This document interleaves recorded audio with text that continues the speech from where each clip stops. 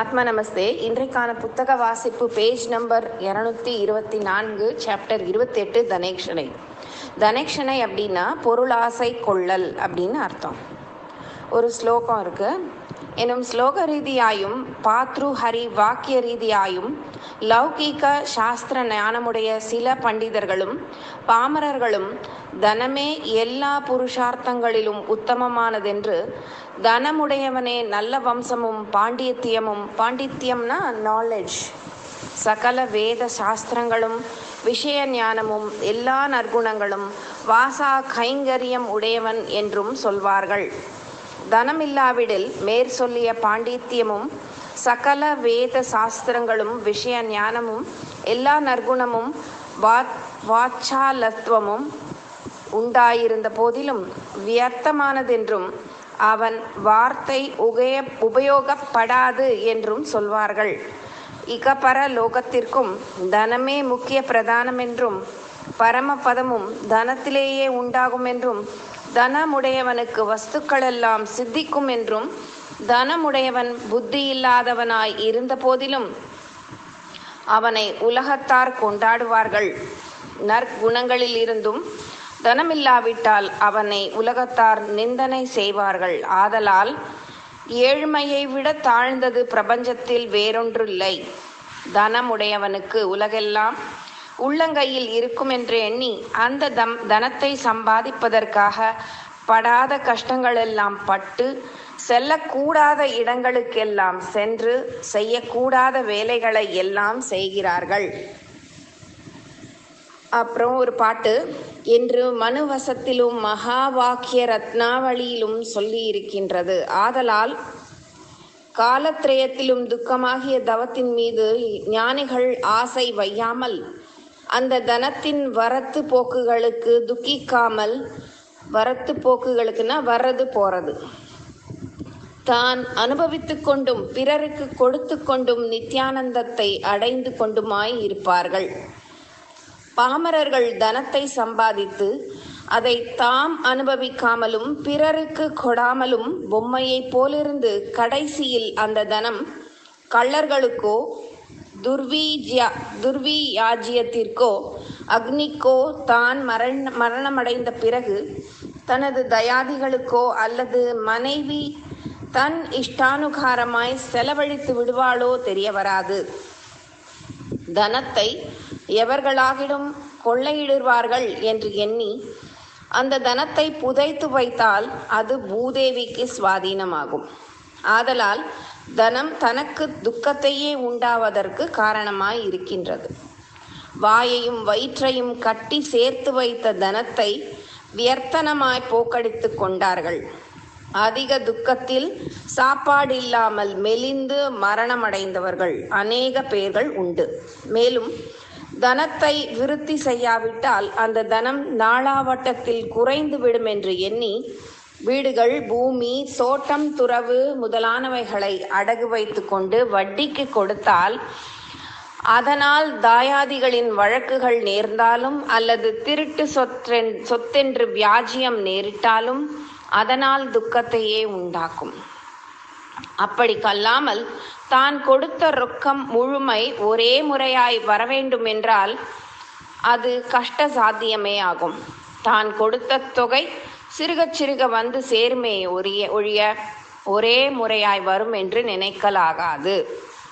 விசேஷ லாபத்திற்கு ஆசைப்பட்டு சரக்குகளை வாங்கி தூர தேசம் செல்வதற்காக கப்பல் வியாபாரம் செய்ய தொடங்கிய போது காற்று மழையால் கப்பலுக்கு அபாயம் நேரிட்டாலும் அல்லது மாட்டு வண்டிகளில் செல்லும் பொழுது கள்ளர்களால் சரக்குகளை கொள்ளையடித்த போதிலும் அதனால் தனக்கு வேதனையை உண்டாக்கும். அப்படி இல்லாமல் தான் நிச்சயித்த தேசத்திற்கு சரக்குகள் போய் சேர்ந்து சரக்குகளை கடன் கொடுத்து பணம் கொடாவிட்டாலும் அல்லது சரக்கு விலை குறைந்தாலும் கரையான் பிடித்து சரக்குகள் கெட்டாலும் தீப்பட்டாலும் களவு போனாலும் இவைகளால் மன வியாக்குலமே உண்டாகும். இப்படிப்பட்ட எவ்வித அபாயங்களும் இல்லாமல் விலையுடன் சரக்கை விற்பனை செய்து அந்த தனத்தை உண்டி என்று எழுதி அந்த பணம் கொடுக்க தவறிவிட்டால் உண்டி கொடுத்தவளிடம் சென்று தனம் கொடுக்கும்படி கேட்டால், நான் மிகவும் நஷ்டமடைந்தேன் என்று வேஷம் போட்டு தனத்தால் அபகரித்தால் அதனால் துக்கமே உண்டாகும். அப்படிக்கு அல்லாமல் தனம் சுகமாய் வீடு வந்து சேர்ந்தால் அதை பந்துக்கள், சுற்றத்தார், சிநேகிதர்கள், புத்திரர்கள், சகோதரர்கள் முதலானோர் அபகரிக்க பார்ப்பார்கள். இவன் ஏமாறாமல் ஜாக்கிரதையுடன் இருந்தால் பந்துக்கள் முதலானவர்களின் எண்ணம் ஈடேற மாட்டா. அதனால் அவர்கள் அவனை கொல்ல எண்ணம் கொள்வார்கள். தன் பந்துக்களே இவ்வாறிருந்தார், பிறரை சொல்லவும் வேண்டுமோ? இந்த தனத்திற்கு பிராணகாதகி, ஆட்கொல்லி என்றும் பெயர் உண்டு. பூர்வம் சிவஞா என்னும் ஓர் மகா புருஷன் தன் பத்தினியுடன் காட்டுக்கு சென்று விறகுகளை வெட்டி சுமை கட்டி ஊருக்குள் கொண்டு வந்து விற்பனை செய்து ஜீவிப்பது வழக்கம். இப்படி காலங்கழித்து வரும் நாளில் ஒரு நாள் விறகுகளை வெட்டும் பொழுது அந்த தம்பதிகளுக்கு சமீபமாய் இருந்த புதரில் தனம் காணப்பட்டது. அவர்கள் அதை பார்த்தவுடன் ஆட்கொள்ளி என்று ஓடும் பொழுது அம்மார்க்கமாய் வந்து கொண்டிருக்கும் சகோதரர்கள் இருவரும் ஓடுபவர்களை பார்த்து, நீங்கள் ஏன் ஓடுகிறீர்கள் என்று கேட்டார்கள். பிராணா காதகி என்று பார்த்து ஓடுகிறோம் என்று சொல்லினார்கள். அந்த பிராண காதகி என்பது எப்படிப்பட்டதோ அதை பார்ப்போம், சற்றே காட்டும் என்று கேட்டார்கள். அவன் அவர்களை அழைத்து கொண்டு சென்று தூரமாய் நின்று புதரை காட்டினான்.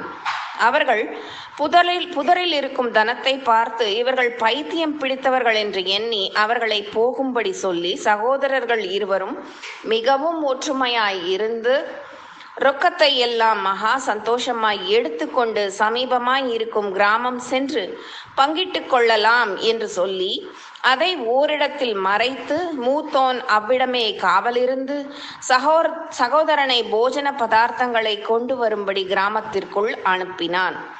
சகோதரன் தான் ஒருவனே இந்த தனத்தை அநேக காலம் சுகமாய் ஜீவித்திருக்கலாம், இவனுக்கு ஏன் பங்கிட்டு கொடுக்க வேண்டும் என்றெண்ணி தமையனை கொன்றுவிட நினைத்து போஜன பதார்த்தங்களை வாங்கி அதில் சிலவற்றை தான் புசித்து மற்றவைகளில் விஷத்தை கலந்து கொண்டு வந்தான்.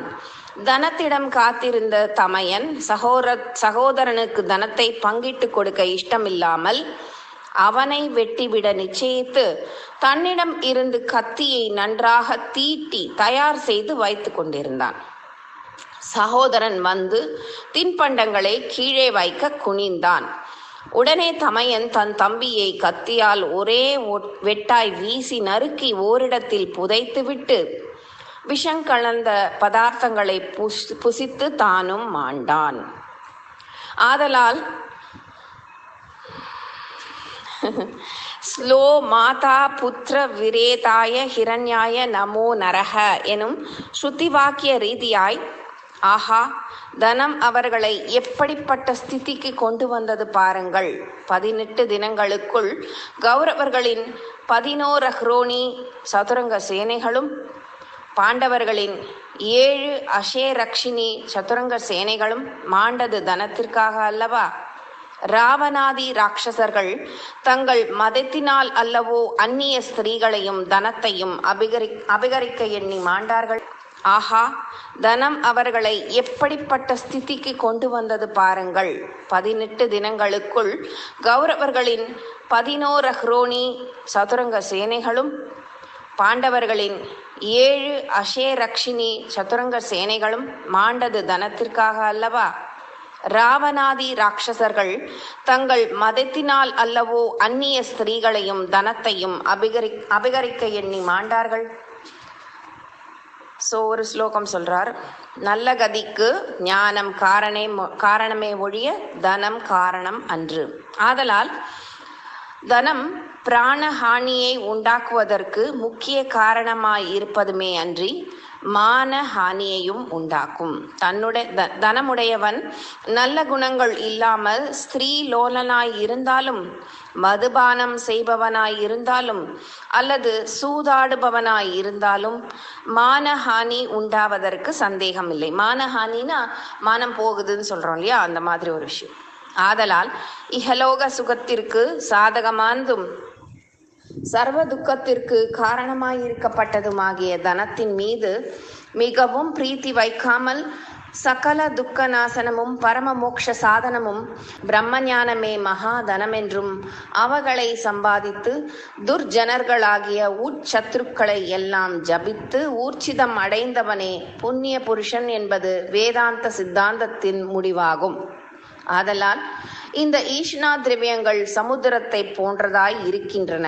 பெண்டு பிள்ளைகளுக்காக தனத்தை சம்பாதித்து தனது நிஜ ரூபத்தை மறந்து தான் ஜீவிக்கும் காலம் வெகு அற்பமென சற்றாகிலும் தெரிந்து கொள்ளாமல் மரணம் அடையும் வரையிலும் இந்த அனித்தியமான திரவத்தையே, அனித்தியம்னா விச் இஸ் நாட் பெர்மனன்ட், திரவியத்தையே பெண்டு பிள்ளைகளுக்காக சம்பாதித்து கொண்டிருப்பார்கள்.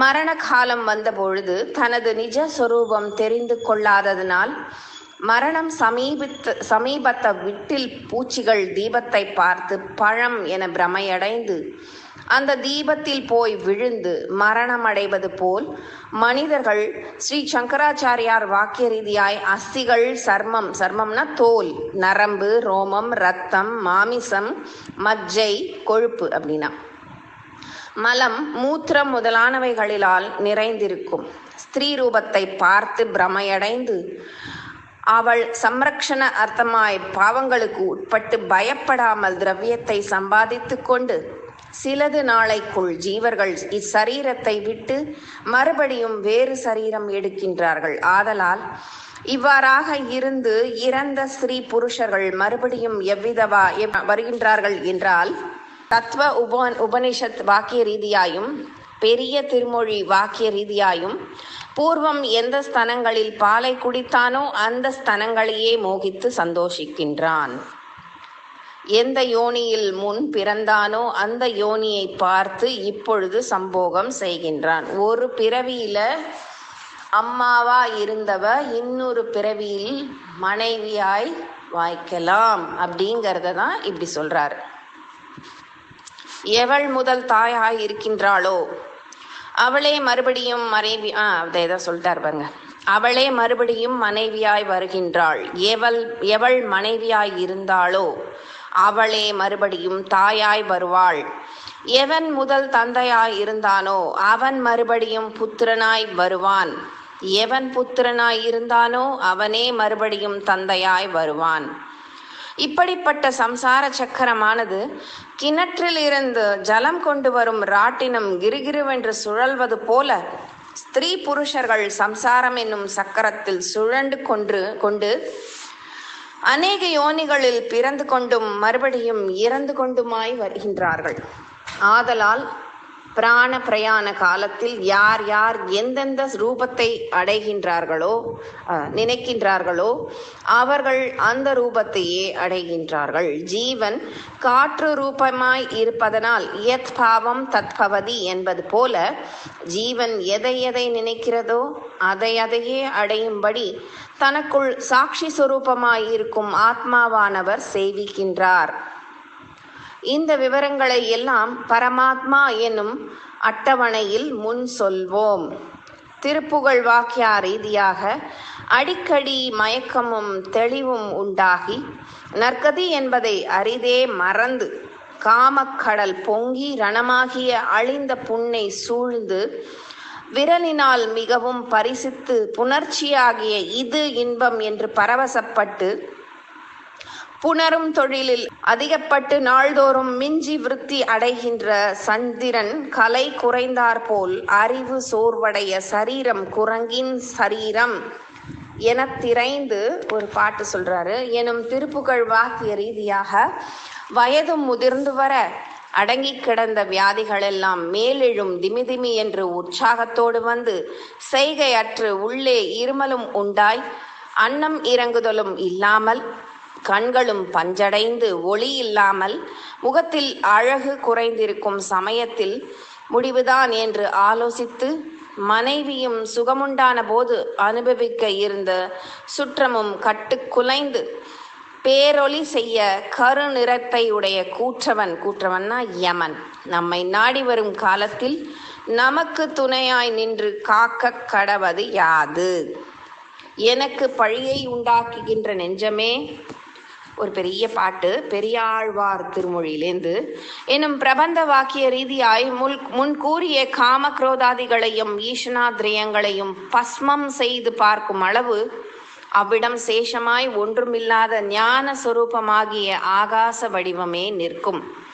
அப்படிப்பட்ட ஞானத்தை அடைய விடாமல் செய்வது காமஸ்வரூபமே ஆகும். அந்த காமஸ்வரூபத்தை இதனடியில் சொல்கின்றோம் கேளுங்கள். இதோட சாப்டர் 28 முடிஞ்சது, டைரக்ஷனை முடிஞ்சது. பேஜ் நம்பர் 233 வரைக்கும் படிச்சிருக்கோம். ஆத்மா நமஸ்தே.